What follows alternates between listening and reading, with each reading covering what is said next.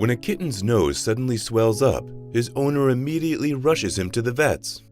The doctor soon discovers the terrible reason for the kitten's illness, but when he acts on it, the owner almost faints in disgust. The vet carefully inserted the tweezers into the tiny kitten's nostril, and he soon found what he was looking for.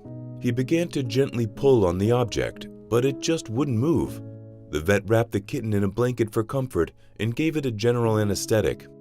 This was going to be a bigger job than he'd first imagined, and it would be better if the little cat couldn't feel what was about to happen. Once again, the vet carefully entered the kitten's nostril with his tweezers, and then gave a sharp tug. When the terrible reason for the cat's swollen nose began to emerge, its owner watched on in disbelief. How could this even happen? This was definitely something that they hadn't taken into consideration when they decided to adopt a cat.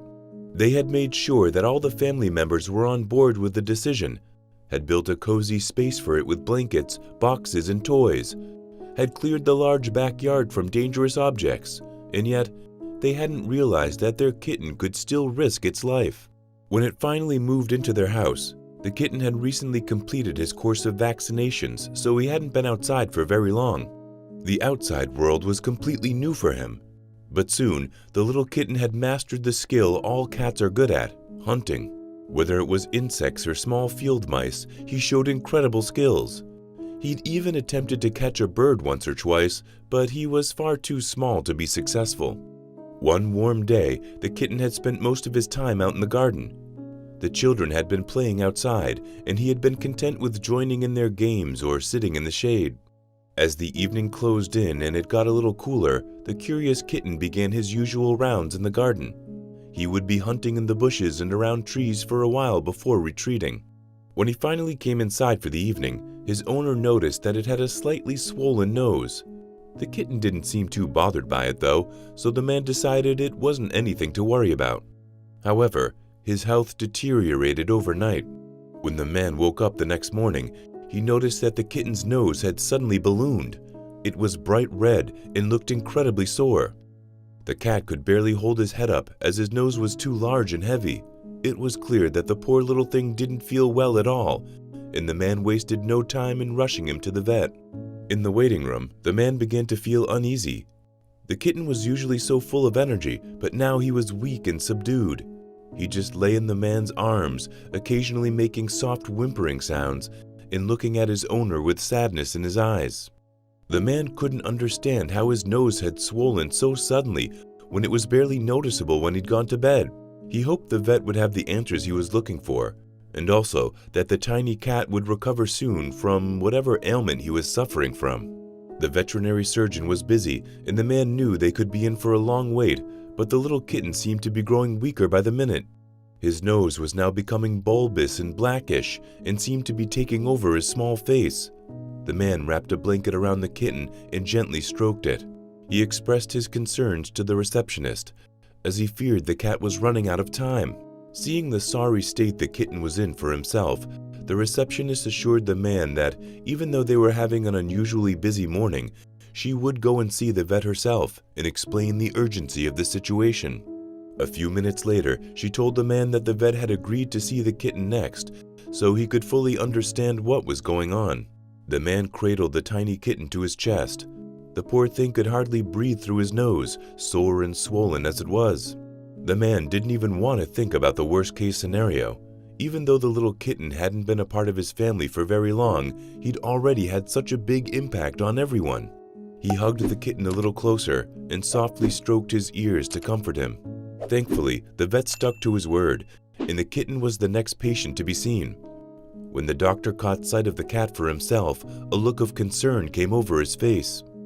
The kitten's nose should be a delicate shade of pink, but it now looked like a bright red balloon, and an angry-looking sore sat right on top of it. The vet placed the cat down on the examination table. The tiny animal looked so lost on the big metal table. The vet began to gently feel around the kitten's nose, an action which was clearly causing him some discomfort, but the poor thing didn't even have the energy to move away. After a few minutes, the vet turned to the owner and explained that he was pretty certain what had caused the sudden swelling. He explained that the big red sore on the kitten's nose indicated that a cuterebra had found its way into the kitten's nose. The man looked at the vet confused. He had no idea what a cuterebra was, but if it was inside the kitten's nose, then it couldn't be good. The vet explained that it was a large parasite, specifically the larvae of botflies. The kitten had likely encountered the botfly larvae when hunting mice. The vet explained that he had seen a few cases of cats with cuterebra infestations, and they usually occurred around the head or neck, but he'd never encountered an infestation inside the nose. He warned the kitten's owner that removing the cuterebra wasn't going to be a pleasant sight. Due to the immense swelling and the pain the kitten was in, the larvae had to be removed as soon as possible. There was only one way to remove the parasite, which was pulling it out through the kitten's nostril. It was a task no one in the room was looking forward to. The vet gently held onto the kitten and grabbed a pair of tweezers. He diligently felt around the kitten's nose, trying to find the exact location of the parasite, then entered the little cat's nostril with the tweezers. But when the parasite didn't come out, he became very concerned over the size of the cuterebra. It was decided that the vet would try pulling it out again once the kitten had received some local anesthetic to stop it from feeling what was about to happen. The tug was going to be anything but pleasant.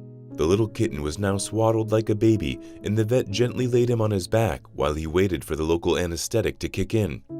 When he was sure that the kitten's nose was numb, he went back in with the tweezers. Once again, he grabbed hold of the culprit that was causing the little cat so much pain. This time, he gave it a much sharper tug, which seemed to do the trick.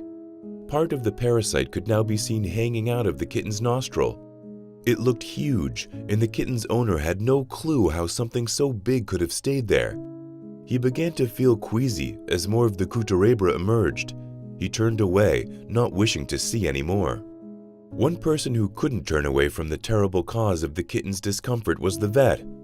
Now that the parasite had started to emerge, it was extremely important that it was removed in one piece. With one final tug, the whole cuterebra fell out of the kitten's nostril. Without the huge parasite living in there, the kitten's nose instantly decreased in size, but it still looked red and sore. The vet assured the owner that in a matter of weeks, the cat's nose would fully heal and look normal again. Thankfully, the local anesthetic had done the job, and the kitten hadn't felt any of the ordeal. He would likely feel a little tender when the anesthetic wore off, but the vet did not doubt that he'd be back to his usual energetic self in just a couple of days. The kitten and his owner returned home thankful for the treatment from the vet, and more aware than ever of the importance of acting fast if you notice something wrong with your pet. Now it's over to you. What would you have done in this situation? Let us know your thoughts in the comments below. Thanks for watching. We'll see you in the next video.